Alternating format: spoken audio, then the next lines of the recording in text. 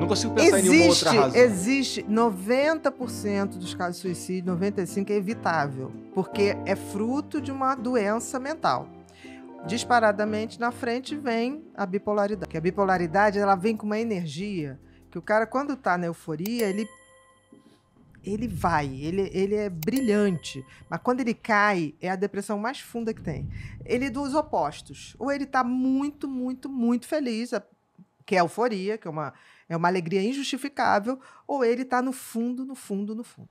Existem escalas na bipolaridade? Existe. Tipo, o cara, ele não fica muito feliz, mas também não fica muito pra baixo. Existe. Mas tem o cara que fica muito pra lá e muito pra cá. Existe, por isso tem o tipo 1, tipo 2. Tem a distimia, que é como se fosse uma depressão leve e crônica. Tem a própria bipolaridade, é que você tem a euforia, tá? E essa é mais difícil, e depois a depressão. E tem uma bipolaridade, tipo 2, que você não chega a ter euforia, você tem uma hipomania. Não chega a ter uma coisa assim extravagante, tá? Porque, por exemplo, o cara que está em euforia mesmo, ele não tem sono. Ele fica hipersexualizado, ele trabalha compulsivamente, tem ideias compulsivamente, ele não tem necessidade. Chega uma hora que você interna, não é por nada, você interna porque senão ele vai entrar em colapso. Ele vai morrer de arritmia, porque ele não dorme, ele não para de falar, ele não para de transar. É como tudo ficasse muito, muito over. Entendi. E quando ele vai para a depressão, essa depressão é um buraco, é como se ele saísse do 20º andar para o -20. Entendi. Por isso que ele é mais fácil de suicidar, o bipolar.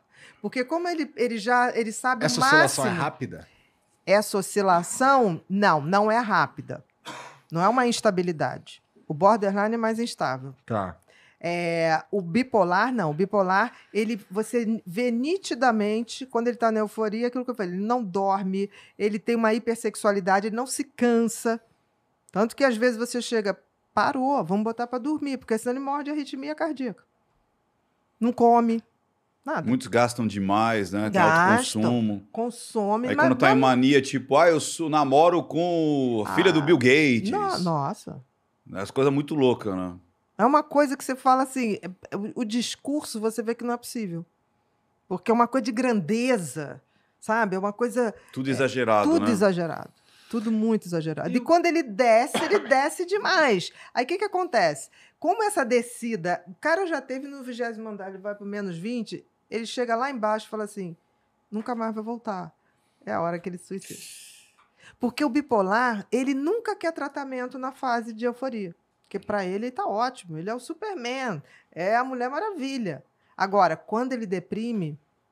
E talvez seja a coisa mais difícil. E essa oscilação, ela tem causas, eu imagino. Ela não é do nada, ou é? Pode ser do nada. Puta, a isso que é perigoso. tem causa é o borderline. Porque o borderline ele é tão sensível ao que está em volta que, por exemplo, se o namorado falar assim, olha, hoje eu não vou poder que eu tô aqui no trabalho. Ela já fica, não, mas ele vai encontrar com outra mulher. Não, isso aí tá mentindo, eu vou seguir, eu vou não sei o quê. Por quê? Porque ela depende daquela pessoa para viver. Ele tem um estímulo externo, então, ele tem essa variação, por isso que a gente fala aqui no borderline, você tem uma instabilidade de humor. Na bipolaridade, você tem uma troca mesmo. Isso leva um tempo, não é assim de uma hora para outra. Eu li certa vez que parece que, posso estar falando uma besteira, que o organismo, ele é uma defesa, inclusive, do organismo, né? O quê? Porque o cara, como você falou, o cara tá tão acelerado, mas tão acelerado, que o organismo fala assim, cara, eu preciso desligar, e aí desliga, e aí é uma depressão a consequência é a depressão profunda. Eu não sei se é defesa, por exemplo, mas é uma coisa que não dá para continuar naquele ritmo. E aí precisa desligar, e aí quando desliga, vai para a depressão. São as depressões mais dramáticas e mais difícil de tratar, porque quando você dá um antidepressivo, corre o risco dele virar para euforia de novo. E é isso que eu estou falando, são todos tratáveis, mas o problema é que você convencer um bipolar a manter tratamento é horrível. Porque quando você tira ele da depressão, mas não deixa ir para euforia, ele fala assim, não, mas assim não vale a pena. Eu era feliz, você está acabando com a minha felicidade. Imagina, um cara que não cansa de trepar, não precisa dormir, comprando horrores, como se não houvesse amanhã. Tudo, você vai ver, eu tive um paciente que ele, quando entrava em euforia, ele ia para Prado Júnior, pegava aquelas mulheres todas ali daquelas casinhas infernais, né? Daquelas boates, pagava para todo mundo a noite inteira. Aí teve uma vez que ele estava perdido, né? E ele desaparecia. E aí eu cheguei no consultório no dia seguinte, tem uma menina com uma bota até aqui, uma mini saia desse tamaninho, assim, com umas perucas, uma coisa. Estava esperando a senhora mascando chiclete. Falei, pois não. Olha, fulano foi ontem lá. Eu falei, você achou? Ele está lá. Não, mas não sei onde ele mora. Mas ele me disse que a senhora podia liberar para ele me dar um carro. Ele me deu um carro. A senhora vai liberar? Eu falei, olha só, ele está em euforia. E eu já tratava ele, então eu cheguei a mandar um documento para o banco. Eu falei, se ele bater cheque lá, você não desconta.